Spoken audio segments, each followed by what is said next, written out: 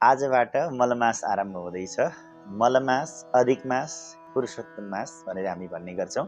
र यो मलमासमा के गर्नुहुन्छ, के गर्नु हुँदैन, जस्तै माङ्गलिक कार्यहरू, काम्य कर्महरू, विशेष गरेर गृहारम्भ, गृह प्रवेश, विवाह, व्रतबन्ध आदि कार्यहरू गर्नुहुन्छ कि हुँदैन, हामीलाई ठुलो जिज्ञासा रहेको छ। र हामीले निरन्तर लिएका व्रतहरूलाई छोड्नुपर्छ अथवा निरन्तरता गर्ने, के गर्ने, कस्तो कर्म गर्नुहुन्छ, कस्तो गर्नु हुँदैन, र विशेष गरेर यसको महिमा के छ, यो अधिक मास कसरी रह्यो र कति समयमा यो अधिक मास आउँछ भन्ने यी विविध जानकारी लिएर उपस्थित भएको छु। म पण्डित कृष्ण घिमिरे। यहाँहरू हेर्दै हुनुहुन्छ सत्सङ्ग मार्ग युट्युब च्यानल र कृष्ण घिमिरे फेसबुक पेजबाट विश्वको जुनसुकै ठाउँबाट पनि हामीलाई हेरिरहनुहुने, निहालिरहनुहुने सम्पूर्ण प्रिय दर्शकहरूमा जय श्री राधे, जय श्री कृष्ण। सत्संग मार्ग टिभी भजन सत्संग र प्रवचनका लागि सत्संग मार्ग टेलिभिजन। तपाईँ अहिलेसम्म पनि हामीसँग जोडिनु भएको छैन, सत्संग मार्ग टिभी युट्युब च्यानलसँग जोडिनु भएको छैन, कृष्ण घिमिरे फेसबुक पेजसँग जोडिनु भएको छैन भने यहाँहरूलाई म आह्वान गर्दछु, आउनुहोस्, जोडिनुहोस् र अधिकभन्दा अधिक तपाईँले पनि अरूलाई सेयर गरेर यो जानकारी सबै समक्ष सेयर गर्नुहोस्, लाइक गर्नुहोस्, कमेन्ट गर्नुहोस् र अरूलाई पनि बाँड्नुहोस्। यहाँहरूलाई यो शुभेच्छा। आउनुहोस् अब चर्चा गरौँ मलमास। 2083 साल जेठ महिनाको 3 गते प्रतिपदा तिथि आइतबारबाट पुरुषोत्तम मास अर्थात् मलमास आरम्भ हुँदैछ। यो समयावधि 30 दिनको रहनेछ। 2083 साल असार महिनाको 1 गते सोमबार औँसी तिथिका दिन समापन हुँदैछ र सोमबारे औँसीका दिन विशेष गरेर यो समापन हुँदैछ। यो 30 दिनको अवधिभरिलाई मलमास भनिन्छ। र यो मलमास किन भनिन्छ पहिला बुझौँ। मलमास भन्नाले अतिरिक्त अथवा बीचको महिना भएका कारणले पनि विशेष गरेर मलमास भनिन्छ। र यो मलमास चाहिँ 2 वर्ष 8 महिना जब बितेपछि आउने गर्दछ। सूर्यमास अन्तर्गत वर्षभरिमा 365 दिन हुन्छन् भने चन्द्रमास अन्तर्गत वर्षभरिमा 354 दिन हुन्छन्। 365 र 354 को बिचमा 11 दिन अधिक रहन्छ है। 354 भन्दा 365 मा 11 दिन अधिक यानि कि ज्यादा रहन्छ र त्यही समय जोडिएर अगाडि अधिक मास अर्थात् एउटा छुट्टै महिना आउँछ जसलाई अधिक मास भनिन्छ। यो महिनामा सूर्य सङ्क्रान्ति हुँदैन, त्यही भएर पनि यसलाई अधिक मास भनिएको। अब यो अधिक मासमा के गर्नुहुन्छ, के गर्नु हुँदैन त? विशेष गरेर काम्य कर्म, तपाईँ हामीले गर्ने काम्य कर्म यानि कि कामना राखेर म यस्तो काम गर्दैछु, मेरो यो काम सिद्ध होस् भनेर विशेष गरेर सङ्कल्प गरेर हामी जुन जुन काम गर्छौँ ती काम्य कर्महरू चाहिँ वर्जित छन्। जसरी गृहारम्भ हुँदैन, गृह प्रवेश हुँदैन, अनि विवाह हुँदैन, उपनयन संस्कार अर्थात् व्रतबन्ध पनि हुँदैन। तर कसैको नानी जन्मियो, बच्चाको नाम राख्नु पर्यो, त्यो अवश्यमेव गर्न मिल्छ। अन्य तपाईँले निरन्तर व्रत लिइरहनु भएको छ, शनिबारको व्रत लिनुहुन्छ, मङ्गलबारको व्रत लिनुहुन्छ र यहाँ अरू अरू पर्वहरू पनि पर्न सक्छन् जो तपाईँ निरन्तर व्रत लिइरहनु भएको छ, यसलाई छोड्नु पर्दैन, यसलाई निरन्तर व्रत लिने। र तपाईँ मङ्गलबारको व्रत लिने सोच गर्दै हुनुहुन्छ, शनिबारको व्रत लिने सोच गर्दै हुनुहुन्छ भने यतिखेर नयाँ व्रत आरम्भ गर्नु चाहिँ हुँदैन, तर पहिलेदेखि गरेर ल्याएका व्रतहरूलाई निरन्तरता भने अवश्य दिनुपर्छ, बिचमा छोड्न पनि मिल्दैन।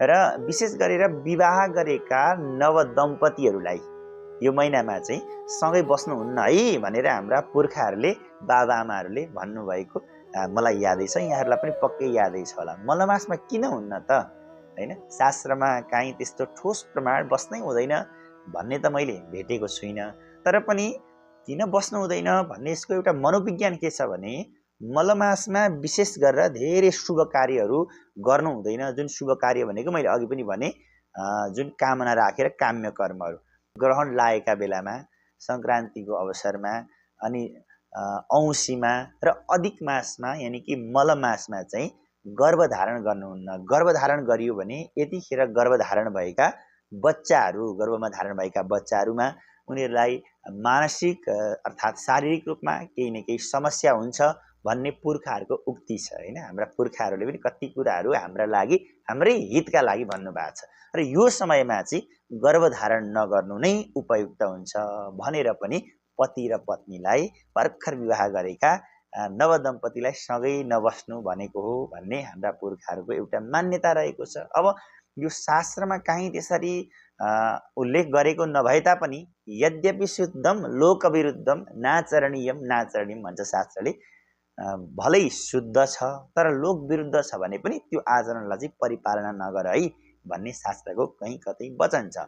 फेरि पनि अब बाध्यात्मक अवस्था त्यति धेरै बाध्यात्मक अवस्था त होइन, फेरि पनि हामी सँगै बस्नुपर्ने अवस्था छ, सँगै नबसिकन अप्ठ्यारो अवस्था छ अथवा पारिवारिक रूपमा समस्या हुन सक्छ, धेरै कुरामा समस्या हुन सक्छ। त्यस्तो भयो भने सँगै बसेर ब्रह्मचर्यमा रहने, भगवानको आराधना गर्ने, पुरुषोत्तम भगवानको सम्भव भएसम्म व्रत लिने, कथा सुन्ने यो गर्यो भने चाहिँ धेरै राम्रो हुन्छ।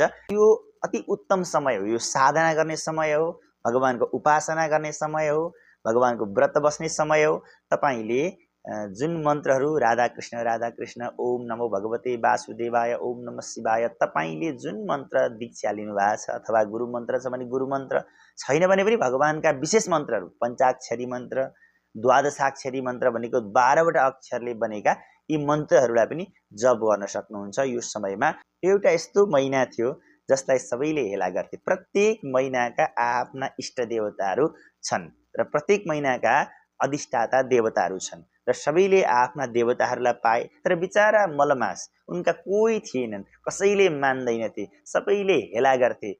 जुन भगवान श्रीकृष्णका शरणमा दुखी भएर गए, प्रभु मलाई त कसैले मान्दैनन् पनि सबैले हेला गर्छन्। भगवानले भन्नुभयो संसारमा कोही अनाथ छैन, भगवान त सबका नाथ जगन्नाथ हुनुहुन्छ, तिमी आऊ मेरो शरणमा, म तिमीलाई आफ्नै नाम दिन्छु भनेर भगवानले पुरुषोत्तम नाम दिनुभयो। र पहिला मलमास भनिन्थ्यो हैन, अधिक यानि कि धेर भएका कारणले गर्दा अधिक मास पनि भनियो र भगवान श्रीकृष्णका कृपाले गर्दा यिनलाई भगवानको आफ्नै नाम प्राप्त भयो। त्यही भएर यो पुरुषोत्तम मास भनेर आज हामी भन्ने गर्छौं र अन्त्यमा यो यही कारणले पनि भगवानले आफ्नो नाम दिनुभयो।